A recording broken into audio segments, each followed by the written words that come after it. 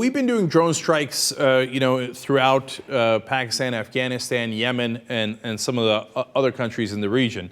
And we have been very concerned about the strikes because, first, civilians are being killed, and at a significant rate, which I'm going to tell you about in a second, right? Secondly, they've now started executing U.S. citizens without any due process. And we've been telling you there's no court hearing, there's no trial, there's not even a judge saying, yeah, you've got some evidence against that guy. The most famous case is Anwar al-Awlaki. He was born in New Mexico, U.S. citizen, was in Yemen. The government assures us that he was a bad guy. We hope he was, but there was no court that ever tried that in any way, shape, or form. It's just the executive branch made a decision and executed him. They have executed other U.S. citizens abroad as well with drone strikes. Now, one of the guys raising a concern is Michael Hayden. Now, the reason this is relevant is Michael Hayden is not a civil rights guy at all. In fact, he's the exact opposite. I have criticized Michael Hayden endlessly when he was the CIA director for the Bush administration. The reason I did that is because he trampled on civil liberties. He's the guy who did the warrantless wiretapping program. The one that thought, Fourth Amendment, who cares? Let's just violate everybody's privacy and wiretap them without getting any court orders. Michael Hayden is worried about our drone strikes. He thinks they go too far. Here's two things he said. Quote, right now, there isn't a government on the planet that agrees with our legal rationale for these operations, except for Afghanistan and maybe Israel. And it's only a maybe on Israel. So he's saying basically we're all alone here, as usual, as we break international laws. Now, here's the killer quote, though. Here's what he continued to say. We needed a court order to eavesdrop on him, meaning Awlaki, but we didn't need a court order to kill him. Isn't that something? Well, that is something. Think about that, guys. If you're abroad and you're a U.S. citizen, now, if you're an average guy from Kansas, they're not likely to execute you. I get that. But you know what? If there's no rules and nobody overseeing it, and it's a bunch of guys in the intelligence agencies, and now the president has to sign off if you're a U.S. citizen and you're going to get executed. But you don't know what intelligence they're giving the president, and you don't know who the president's going to be.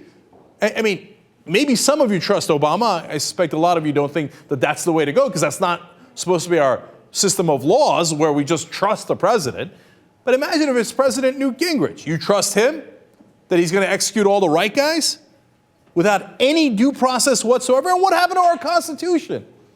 Even Michael Hayden is worried we've gone too far. What kind of world do we live in? And then when you look at the drone strikes, are they really careful? Well, Glenn Greenwald has a terrific piece on this, and he's quoting other major news outlets. For example, ABC News was reporting about a 16-year-old Pakistani boy, Tariq Khan, that was killed in one of these drone strikes. And his 12-year-old cousin was with him as well in the car. They're both dead, okay? But that's not the interesting part of the story. The interesting part of the story is that within that ABC News report, they just, as an aside, put in, drones often target people who show up at the scene of an attack. And Glenn rightfully asked, hey, wait a minute. You're telling me after you've already done the drone strike, when people come to rescue folks, whether they're injured, whatever it might be, you hit them again? I mean, that would seem to be a gross violation of international law. It could be considered a war crime. Turns out that is what's happening. It's the Bureau of Investigative Journalism reporting for the Sunday Times. And these guys, as Glenn points out over and over again, are extremely conservative in how they count civilians. Unless it is completely documented that it is a civilian, and it is so hard to document in Waziristan, they do not count it. So they're underestimating by a large shot here. But listen to the things they say. A 3-month investigation, including eyewitness reports, has found evidence that at least 50 civilians were killed in follow-up strikes when they had gone to help victims. More than 20 civilians have also been attacked in deliberate strikes on funerals and mourners. Again, we're not supposed to do that. We're not supposed to hit funerals, let alone the guys who are going to help the injured. And by the way, one of our defenses is technically it might not be a war crime because they have to be wearing a red cross or a red crescent. If they didn't wear the right emblem, they might be, it might not technically be a war crime when we kill the people looking to do help the injured. And by the way, is this part of a pattern? Glenn makes another great point. Remember the Apache helicopter video that we got because of WikiLeaks? Remember what they did after they did their initial round of killing the people on the scene, who turned out to be, by the way, Reuters journalists, some of whom, and others were civilians. When people came to help the injured, they shot again. So this isn't an accident. This is something that happens again and again. So, and reporting between 2009 and 2011 include the New York Times, CNN, Al Jazeera, Associated Press, ABC News, confirm that as many as 45 civilians were killed, including 10 children and 4 tribal leaders, in one bombing alone. That was the funeral of Quaz Wali Massoud. In fact, internal reporting shows that he was killed so that they could bomb the funeral. They were hoping that one of the top operatives that they were targeting, Baitullah Massoud, would show up at the funeral. There's something wrong, man, when we are purposely killing people so we can bomb their funerals. Here's another part. This is actually a United Nations Special Rapporteur on extrajudicial executions. So this is the guy that has the specific expertise on this. He says, quote, allegations of repeat strikes coming back after a half an hour when the medical personnel are on the ground are very worrying. To target civilians would be crimes of war. Now, the Obama administration assures us, of course this isn't happening. You're being ridiculous. John Brennan is their top counterterrorism advisor, and he has told people in hearings about drone strikes, specifically in Pakistan, in the last year, there hasn't been a single collateral death because of the exceptional proficiency, precision of the capabilities that we've been able to develop. Laugh along with me. An absurd lie.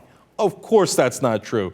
Here is the Bureau of Investigative Journalism, their reports. Quote, a detailed examination by the Bureau of 116 CIA secret drone strikes in Pakistan since August 2010 has uncovered at least 10 individual attacks in which 45 or more civilians appear to have died.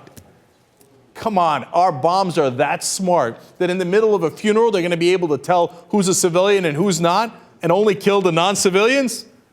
Nobody in their right mind could possibly believe that.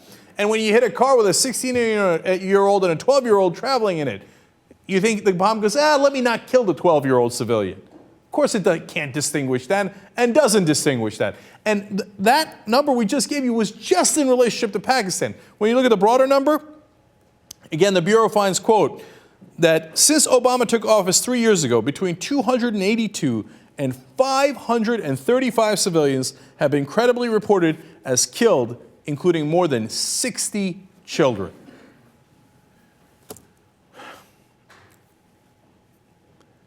Have we lost sense of, well, morality? And by the way, efficacy.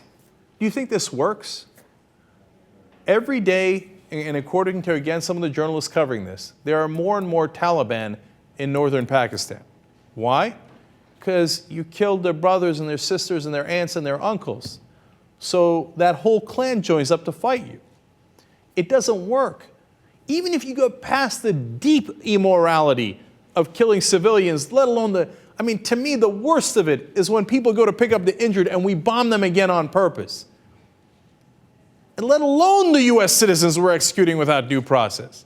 When you get beyond all of the constitutional problems, moral problems, etc., it doesn't even work. Yes, we kill some of the top Al-Qaeda guys. I get it. And by the way, when we killed bin Laden, we did not do a bombing. We landed guys on the ground. And I said that was a much better way to go. And I gave President Obama credit for not just doing an indiscriminate bombing, okay? But when you look at all the other indiscriminate bombings, it doesn't work, and it's deeply immoral. We have to change it. Unfortunately, there are no Democrats or Republicans who want to change it. This is the one thing, of course, we have bipartisan agreement on in Washington.